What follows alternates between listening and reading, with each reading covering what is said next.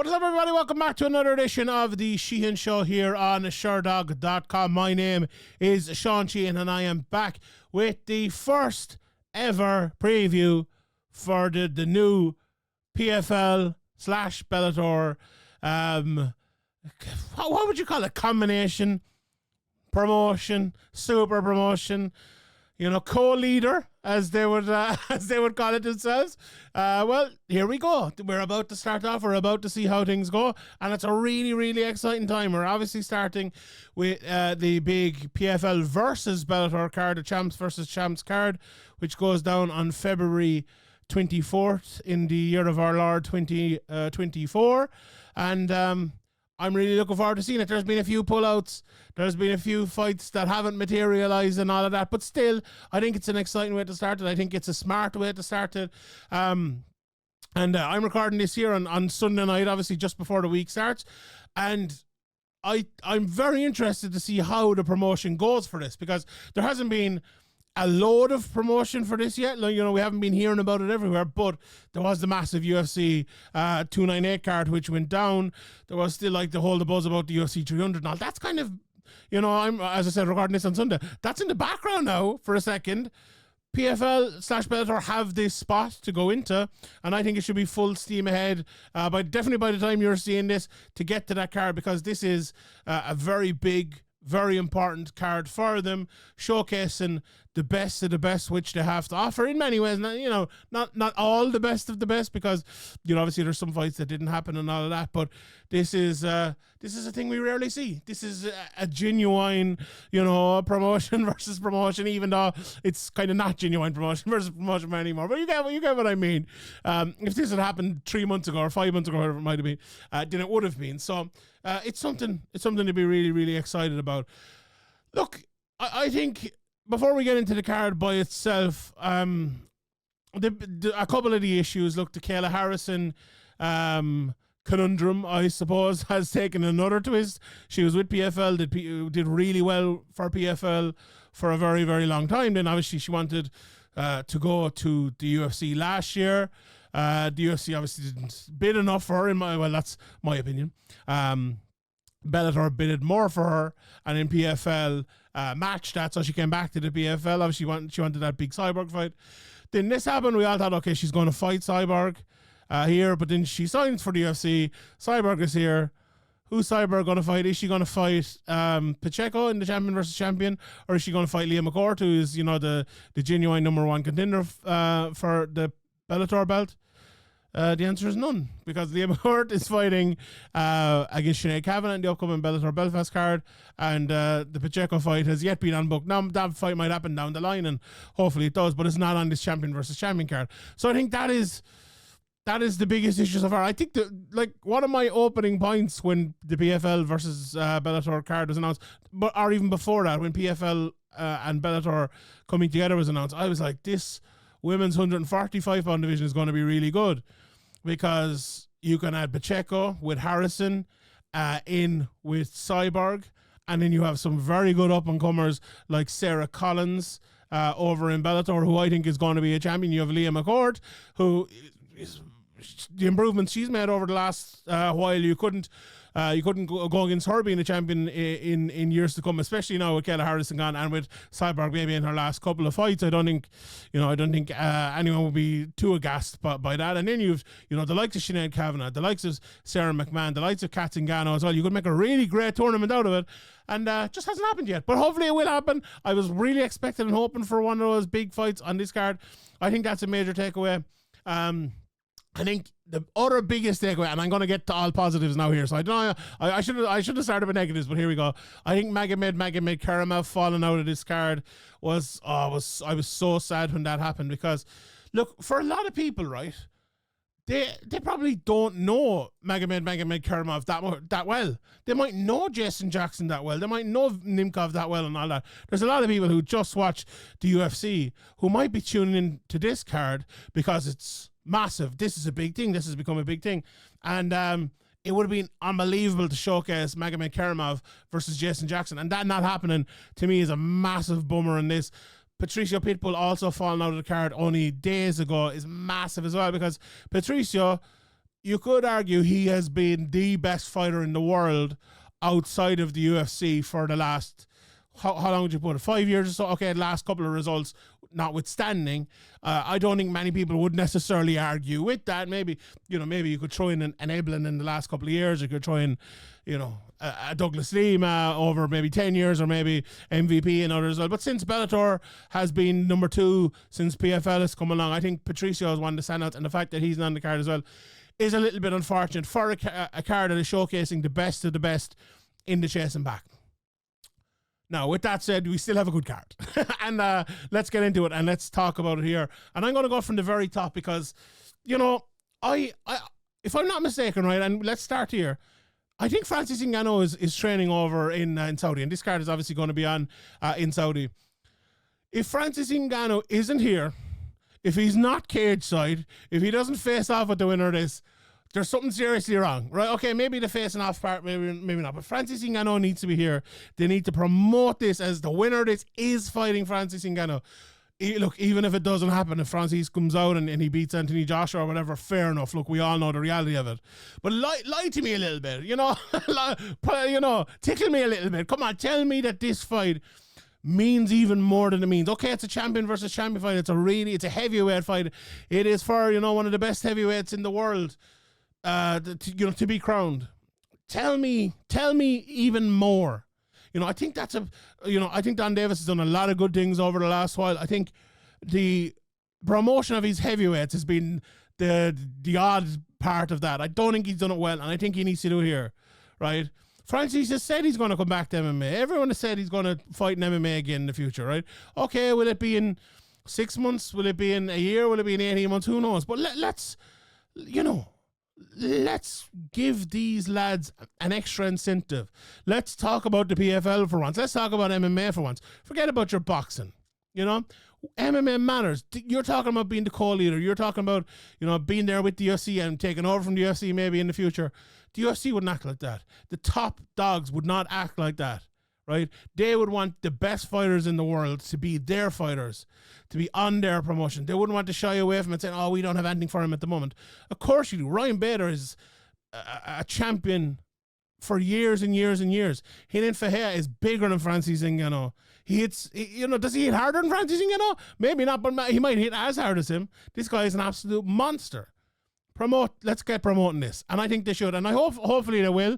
And if they do, I'm going to be very pleased. Having said that, this fight is a very interesting fight. I really like this fight. I was talking about this with my colleague Graham over in the Severe MMA podcast, so we were briefly talking about it. And I think this is the one fight on this main 6 or 7 fights here and a very good card. It's the one fight I don't have a strong feeling for. I believe that Ryan Bader has been unstoppable at heavyweight.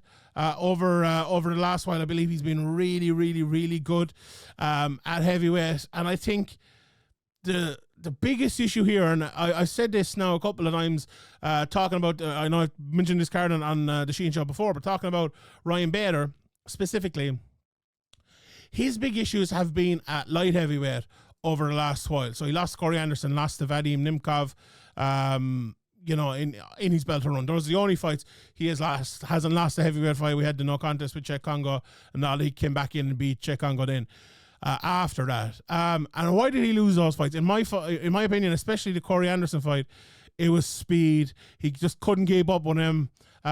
He came back and he fought Moldavsky only 3 months later after that, and he just looked so much better. Speed wasn't an issue. The movement wasn't an issue. And I think that really, the heavyweight division has saved Ryan Bader's, the end of his career, I suppose. Let's put it that way. The autumn of his career from being maybe a contender rather than a champion. Now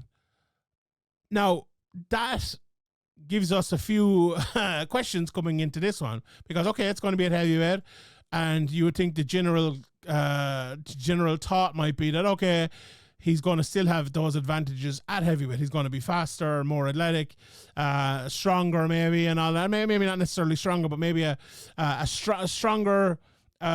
His wrestling base is so strong that it'll, make the difference. Now that part might still be true, but on the other parts, the more athletic, the faster. Renan Ferreira, I always have to check this. 6'8", right? He moves like a light heavyweight. He is fast. He is nimble. He can use his size well. He can throw those big head kicks. He moves really, really, really quickly. So I think the advantages that Ryan Bader had over Fedor Emelianenko, Czech Congo, Moldavsky, even, you know, to a certain extent, and I do think Moldavsky as well. Matt Mitrione, all the way back even to, you know, Loal and Vassell, who are getting on a bit, even though Vassell has come back now, but light heavyweight.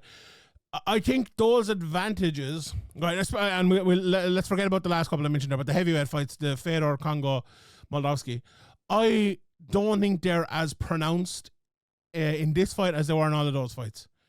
I think Ferreira has the ability to be faster than him. I think he has the ability to move around better than him, to be more athletic than him, to land those shots better than him. You know, we all remember the Machida fight from years and years ago, not the one he won there recently, but the one where, you know, Machida landed that big shot. He was just a little bit quicker than Bader. It's always been a thing for Bader. You know, if he's the quicker guy, he'll win. If he's not, he'll lose. And that's the thing. So, no, there's another point to add to that, right? So just to finish off this point first, if it is a striking matchup, if it's a standing matchup for the duration of the 5 rounds, I think, or as long as it goes, I doubt this is going 5 rounds. I very, very much doubt this is going 5 rounds. I think that is really an advantage for Renan Ferreira. I think he has definitely the ability to land that big knockout shot in Ryan Bader. I think he has the speed, as I said, the athleticism, the power, and all of that. I think he can definitely do it. The second point, wrestling. Does he have the ability to stop the wrestling? Especially, and this is the biggest point for me in this fight, especially if it comes early from Ryan Bader. Like, Renan Ferreira can win this fight in a multitude of different ways, standing up, right? He can win it in a multitude of different ways when Ryan Bader is on his way in, when he's on his way out, when Ferreira is on his way in, or when he's on his way out. He can win it from distance, inside, outside, right? But if Ryan Bader is to win, I think he's to take that all away from him. I think he's to take all those options away from him. He's to be careful about doing it, but I think early and often is how Ryan Bader wins this. And when I say early and often, I mean wrestling. I think Bader needs to go across the cage and take him down. First things first. Very little jabbing. Maybe, you know, maybe a little bit of a jab to get inside. Whether you're pushing him against the cage, whether you're getting a double leg in the middle, whatever, you need to get him clinched, get him down straight away. You know, Renan Ferreira, if you look at his record, his 12 wins, 10 knockouts, 1 submission, and almost all of them were early, very, very early in a lot of cases. You know, he's a win in 50 seconds. He's a win in 25 seconds. He's a win in 31 seconds. He's a win in 2 minutes, 3 minutes, 1 minute 39, 43 seconds. He's a lot of very, very early wins on his ledger. That means 2 things, right? That means 2 things. You can't stand with him and let him throw shots at you because he'll knock you out early. You can't leave yourself massively open to get knocked out when you're trying to close up, clinch with him, or take him down as well. Because you go in for a double leg, he's going to knee you in the head. You stand on the outside and go like you're covering distance, he's going to throw a front kick up the face and knock you out. So this is a fight with so many possible bear traps for Ryan Bader that I think he'll probably win still, though. Like, I'm still not too sure about it, right? I'm not 100% sure, because like that, it's a bear trap. Bear trap. I'm glad I came up with that phrase just there. It is a bear trap when you're fighting Renan Ferreira, because you take any step, you stay on the outside, right? You stay on the outside and you take, you know, if you're far enough out, okay, you're fine. But you have to be very far out because he's so big. Then you have to, like, whatever move you make to come in, there's danger there. There's a knee, there's a front kick, there's a punch, there's whatever. Bader is going to have to be very careful, and that's why I think very quick, very immediate, like right across the cage, take him down. Don't give him time to think. Don't give him time to set something up. Don't give him time to throw the punch, even throw the kick. Get him straight down. That's how I see this fight. Bader on the feet. Look, Bader is a good fighter. He can fight safer, but he will get caught, I think, if he is going for a long ride against Ferreira on the feet. And I'm intrigued to see how it goes. Look, I'll give you my pick. I'm going to pick Bader to get the takedown. You know, you look at Bader's finishing record. He's only 3 submissions in there. So, like, you would think against a guy like Ferreira, maybe it would be a rear naked choke or something like that. But, you know, he doesn't have a whole lot of those submissions. It's a good long time since he's had one as well. Let me see, when was the last time he made a submission? Against Vladimir Matyushenko. Shout out to my guy Brad Wharton back in 2013. That's a long time ago. So maybe a bit of ground and pound or something like that. But, you know, I'm interested to see how he does it. You know, Bader has 15 fights have gone to a decision. He's won all 15. So I very much doubt he's going to be losing this one. I don't think it's going to go to a decision either. And I'm going to pick Bader, although, as I said, I'm still torn on that one. But very good heavyweight fight, a very intriguing heavyweight fight. Then for the middleweight title, we have the PFL light heavyweight champ, but he's fought. I think he fought at welterweight before even, hasn't he? Impa Kasanganay against Johnny Eblen in, again, an intriguing fight, but one that I think I have more of a thought about who I think is going to win this one. Although the Kasanganay faithful are very, very good. I picked against him in his last fight, and I got plenty of stick for it, and rightly so. I was wrong. He did win the fight. I was absolutely wrong, and I will treat him with the utmost respect going forward, and more so than I've always treated him with respect, but I will continue to treat him with even more respect. He's a very good fighter. He is a very, very good fighter. Is Kasanganay. I remember coming into that last one, and the respect I did give him was to say, don't just look at him as a guy who is going to strike. He's thrown a lot of strikes in a lot of his fights, but this guy can wrestle as well. This guy can fight. Look at the Joshua Silveira fight. He showed he's all around, well round again. Look at the Martin Hamlet fight. I thought he was going to lose that fight because of Martin Hamlet's wrestling, but no, it wasn't a factor in it at all. He's good takedown defense, good takedowns himself. Just a very good, well-rounded guy. Of this run he's been on recently, only 2 of them have been knockouts. He's got a knockout against El Sadi in his first fight in 2023. He got a knockout against Martin Hamlet after defending all them, but then he got a couple of long decisions, and then an arm triangle against Tim Curran. Trust me, this guy can fight. He can absolutely fight. The biggest problem here in this one is he's fighting Johnny Eblen. And in my opinion, Johnny Eblen is the best middleweight in the world. I think he's absolutely fantastic. I saw him up close and personal fighting in Ireland in September against Fabian Edwards. And although that fight, go back and watch that fight. That fight was a very close fight. And I heard him backstage when he heard the score. I believe Fabian Edwards was 2-0 on one card at least. I'd have to go back and see it. But Johnny Eblen himself wasn't too happy about that. But it was a close fight. And Fabian Edwards is a very good fighter as well. I wonder will Kasanganay take away something from that, But at the same time, you look at that fight, you look at the Toko fight, the Musasi fight, the Salter fight, and all of those. And the one thing you really see from Johnny Eblen is this mad athletic ability with a powerful wrestling game with massively improving striking. And I said the one thing, I just said 3 things. But I fully believe that this guy is just going to another level at the moment. And also, when I say going to another level, I truly mean that. He's 32 years of age, but he's only 14 fights into his career. He only made his debut in 2017, and it took him, it took him 2 years to get to Bellator. It took him 2 years in Bellator to get to the big fights, and it's taken him 2 years to become a champion after getting to those big fights. That's the way it's been going from. I believe in another 2 years, at 34 years of age, he'll be touching his prime then, and he'll be at the he'll be up there. I already believe he's up there with the best of the best, but I think in another year, 2 years, he is going to be a different level. At the moment, like this, I believe he's striking has come on so much that I could see him fighting on the feet with Kasanganay for large periods of this. Now, when I say large periods of it, I mean large periods in between the wrestling. He's not stupid. He's actually very, very smart fighter. I don't think in any way, shape, or form he is going to give up on the wrestling, and I definitely think it's always going to be a big part of his game.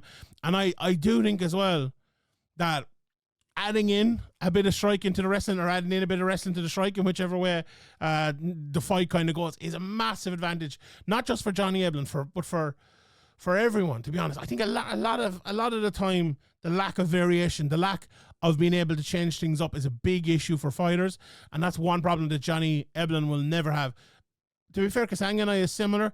The big difference I think here is, it's funny, you have the light heavyweight fighting against the middleweight, and I actually think the size will be in the middleweight's favour.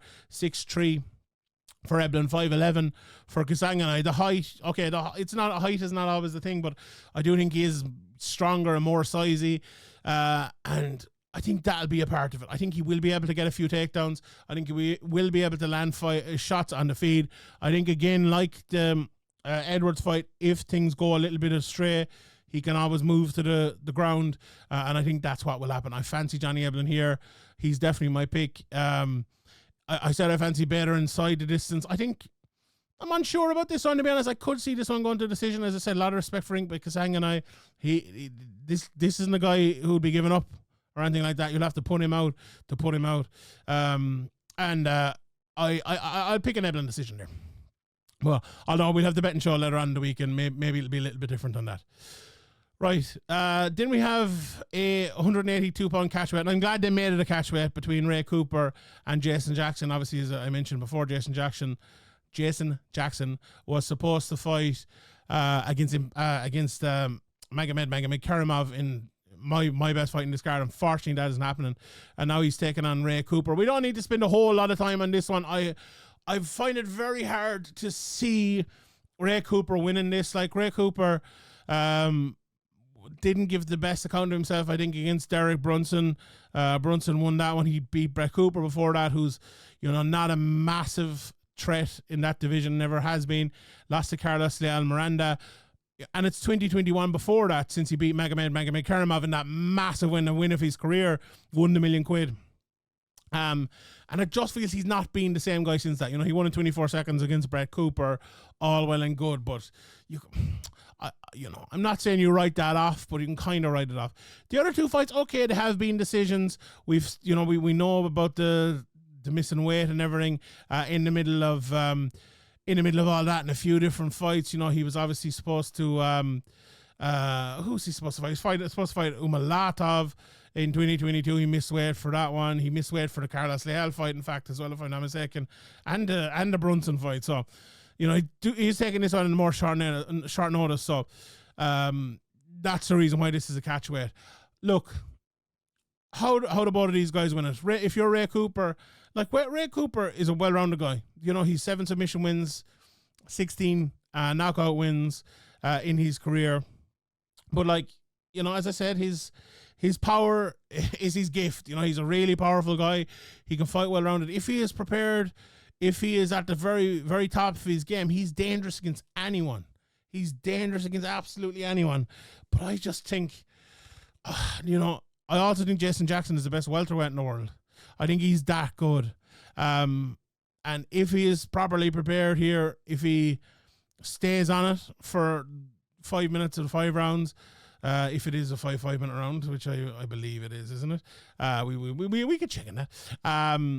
I think 3 5-minute rounds. Are these all 3 5-minute rounds? They are all 3 5-minute rounds, I think, actually, which that's not great. Anyway, I think Jason Jackson is just going to run it.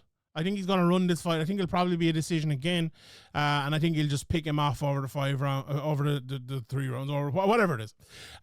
Cooper's going to try to land that big shot. I think Jason Jackson can put him against the cage, can pull him down if he needs to pull him down as well. So yeah, it's an interesting fight, more interesting and intriguing, I would say, and I fancy Jason Jackson to win that one. What a run he's put together, from Jordan Mean, Vincent Henderson, Neiman Gracie, Paul Daly, Douglas Seaman, Yaroslav Amosov. That is about a good a run as you can put together outside of the UFC, and adding Ray Cooper to that is pretty big. as well. Then we have, I think what a lot of people would argue is the best fight on the card. Bruno Cappelozza is at heavyweight against Vadim Nemkov, who moves up the heavyweight. The former Bellator light heavyweight champion who's given up the title, Carl Moore, will be fighting for that title in Belfast against Corey Anderson. And he beat Corey Anderson, did Nemkov a couple of fights ago after that no contest we all remember, beat Yoel Romero last time out, and now moves up with a bit to prove. I wonder as well, is he looking at Francis Ngannou? Is that a part of this? Is he looking at that big, 2 million elixir at the end of all this? Maybe that could be a part of it. But he's no easy fight here against Bruno Cappelozza. Obviously, Bruno failed the test, as seemingly everyone in PFL did. In April of last year when he fought Matthias Scheffel. He got the win in that one after losing to Scheffel the year before, and after falling out of the playoffs as well through injury, I believe. But he was the champion the year before that and looked really fantastic. He beat Ante Delia, who was probably with Cappelozza, with Renan Ferreira, Andy Delia is probably the best heavyweight they've had in the last couple of years. Hard to separate him at times, but he's beaten him twice. So that's massive for him. And, he's beaten Stuart Austin, beaten Jamel Jones, the big guy. Been in there with the likes of Prochazka, and Cledson Abreu and others as well. Lost to Prochazka, but he's been in there with some good guys. Look, there's always the talk when someone goes up from light heavyweight to heavyweight, can they deal with the extra size? Cappelozza is not the biggest heavyweight in the world, but at the same time, he's a guy who's winning. I see in Sherdog here it's 240, so I'm sure he's weighed in at 240. He'd be around the 235, 240 sort of mark. Whereas Nemkov, what would he be cutting? 20 pounds to get down to 205. So there is that going to be that gap. How much weight is he going to put on? What weight is he going to fight at? It's very, very interesting. Look, you look at it as a fight, who's going to win the skill set battle? It's going to be Nemkov. Nemkov is a better technical fighter. He's a really good technical fighter. You could say Nemkov is a better technical fighter than, 99.9% of the fighters around the light heavyweight and heavyweight divisions worldwide, never mind just PFL or Bellator. You're probably looking at the likes of John Jones and not many others, to be honest, to find someone who's going to be a lot better than him, or you'd pick to beat Nemkov, maybe an Aspinall, or maybe a Gagne or something like that, or, an Alex Pereira, be an interesting fight, but he is very, very, very good. Cappelozza, he's more out of the Junior Dos Santos type of playbook. I think Junior's trained him and stuff in the past as well. He's that big overhand right, power, athletic type of guy. Very good. Nemkov is a very good athlete as well in a different sort of way. But that's the matchup here, really. Who's going to win that matchup? I think Nemkov is probably going to win it. Everyone knows who's listened to these shows in the past, listen to my PFL previews. I have an awful soft spot for Cappelozza. I just love his style. I love Junior Dos Santos' style as well. He was always a big favourite of mine back in the day. But I just... Look, unless Nemkov struggles massively with the size, with the power, and... maybe with the speed of Cappelozza as well. Maybe he's not expecting it. Cappelozza is a fast guy. He could have some problems then, but I think Nemkov is going to go in, be technical. He might even get a takedown or two. And I think he'd probably win this over the long term. I think it'll probably be a Nemkov decision, and that one will be my pick in this. Thiago Santos and Yoel Romero then. I'm... Maybe people, if they don't want to be negative Nancy than this one, maybe just fast forward 2 minutes. I think this one's going to be a snoozer, lads. I really do. I just feel like they're going to stand there and look at each other and not throw anything. Yoel does that in every fight. Santos increasingly does that. I just don't know. I think it's down to Santos to take the initiative here. Yoel won't. Yoel just won't. I think Santos is going to have to come out. He's going to have to go forward, throw his jab, throw those leg kicks, force Yoel to do, those big movements he does where, he kind of falls and he jumps her out to the side. Force Yoel to come in. Now, easier said than done. I'm not going to be doing that if Yoel Romero is is throwing paws at me, no doubt about it. But I think it is up to Santos to do that, to make it a good fight. Now, it's up to him. It's not up to him to do anything, but you know what I mean. I don't think it'll happen. I don't think he'll do that. I think he will throw the leg kicks from the outside. I think Romero will stay away from him. He'll throw what Romero does, throw 2 punches around. You know, if he lands on, he'll probably knock you out. If he doesn't, he'll probably go to decision and lose. And I think that's what's going to happen here. 7 losses, 6 decision losses for Yoel Romero. So, yeah, that's. I'm very negative in this one. I'll be honest. I'm very, very negative at that one. Don't think it's going to be a classic. And I've never hoped I was wrong as much as I do for this one, because it